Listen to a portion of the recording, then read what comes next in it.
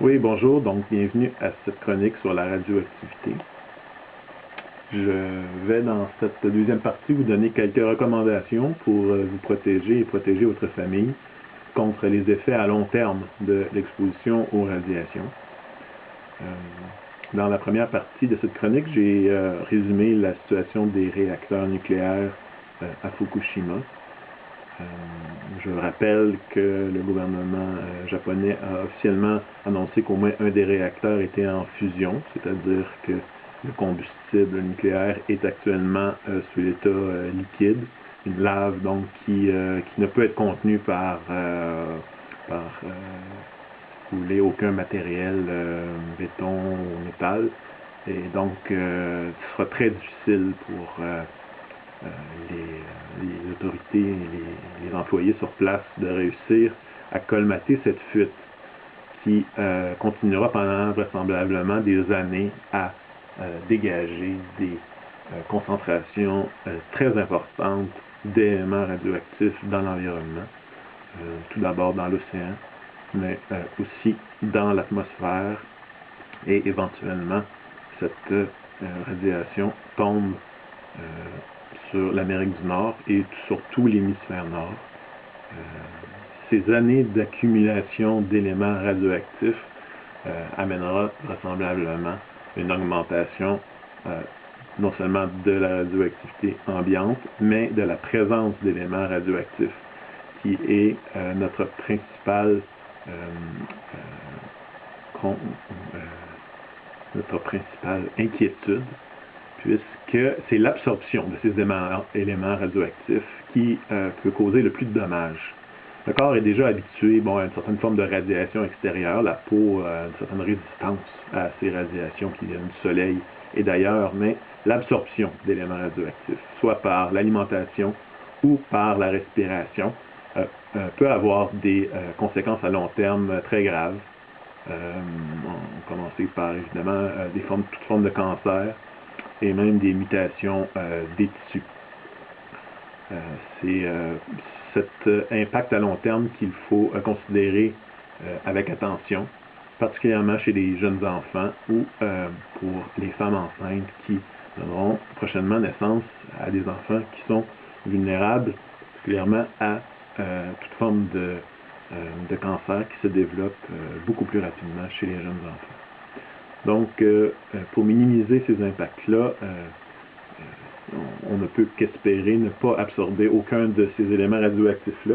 À mon avis, il semble impossible à l'heure actuelle d'espérer être protégé à 100%. Par contre, certaines recommandations peuvent aider à minimiser cet impact-là sur notre santé. La première forme d'absorption d'éléments radioactifs peut se passer par l'alimentation, tout ce qu'on mange, ou l'eau potable que l'on boit. Et la deuxième forme sera par la respiration, particulièrement des respirations de poussière qui contiennent des éléments radioactifs. Donc, je vous dirais que l'alimentation est une cause principale. Je vais vous montrer euh, quelques objets que j'ai ici. J'ai une mangue qui vient du Mexique. Il faut évidemment savoir lire les étiquettes. Voilà, dans ce sens. Cette mangue vient du Mexique. Euh, on peut considérer que le Mexique est aussi vulnérable que les États-Unis ou le Canada quant à la présence d'éléments radioactifs. Euh, pour le moment, je n'aurais pas vraiment de crainte de manger cette mangue, mais dans les prochaines années, on pourra considérer que le Mexique est aussi une zone à risque, vu sa position géographique par rapport au Japon. Euh, il est important de bien laver les légumes. On a toujours dit par rapport aux pesticides de bien laver les légumes. Il est particulièrement important de laver les fruits et les légumes parce que si des éléments radioactifs se sont déposés à la surface, on peut à ce moment-là les éliminer. Ce qu'on ne peut pas éliminer, c'est ce qui a été absorbé par la plante. Et de là, on aura à demander à nos gouvernements de nous informer quels sont les éléments, quels sont les aliments qui sont plus susceptibles d'absorber la radioactivité et donc d'essayer de les éviter. Nous avons aussi les céréales qui viennent de différentes régions, soit du Canada ou même du monde. On aura beau lire certaines étiquettes ici, c'est un produit qui vient de l'Ontario, mais évidemment, le blé vient de l'Ouest canadien et les autres céréales peuvent venir des États-Unis. Le sucre aussi peut venir d'assez loin. Donc, certaines recherches sont nécessaires pour essayer de minimiser les impacts sur notre santé. J'ai un autre exemple ici du fromage. Au Québec, ici, la réglementation oblige que tout le lait utilisé dans les fromages provienne du Québec. Par contre, tout ce qui est substance modifiée de lait peut venir de n'importe quelle région du monde. Et donc, on pourrait se douter que ces produits qui viennent d'ailleurs peuvent être contaminés. Donc, la prudence est de mise. Je vous donne aussi quelques recommandations par rapport à des suppléments alimentaires qui peuvent aider à minimiser les impacts sur votre santé, tout ce qui aide le système immunitaire. Je parle d'ail ou même de gingembre est toujours un aliment à consommer avec abondance. Une épice indienne, de curcuma, a été reconnue ces dernières années pour avoir des propriétés assez fantastiques pour la santé en général, mais aussi pour la réparation des tissus endommagés par la radioactivité. De même que le magnésium, qui peut être utile comme supplément pour aider les os et les organes à se régénérer. Je parle particulièrement de l'iode ici. Les algues contiennent beaucoup d'iode. L'iode doit être consommé quotidiennement en quantité suffisante pour éviter que de l'iode radioactif se retrouve dans la thyroïde. En ayant une dose quotidienne suffisante d'iode, on évite ainsi un des premiers cancers susceptibles d'apparaître suite à une exposition à la radioactivité, qui est le cancer de la thyroïde. Donc ici, les algues qui viennent du Japon, justement, qui ont été achetées avant la catastrophe, contiennent beaucoup d'iode. Donc je vous recommande de trouver des sources d'iode pour votre santé. Donc, d'autres recommandations concernent notre protection à l'extérieur de la maison. Il est difficile de mesurer la radioactivité réelle présente dans l'environnement, puisqu'il faut vraiment analyser la présence ou non de certains éléments radioactifs. Donc, je vous recommanderais que si vous jardinez, donc si vous travaillez dans la terre, et que, particulièrement si le vent est fort, je vous recommande d'utiliser un masque, un masque tout simple, soit les masques vendus dans les pharmacies ou les masques vendus dans les quincailleries. Donc, dans les deux cas, c'est important. Si la pluie tombe sur vos têtes, utilisez un parapluie.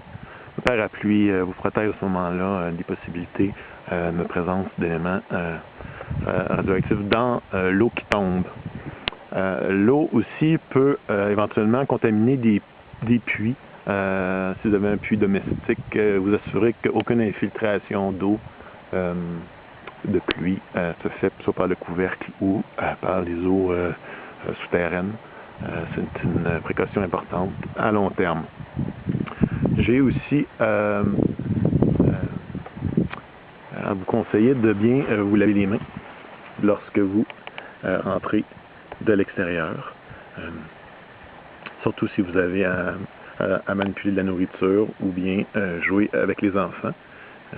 Donc se laver les mains de façon appropriée.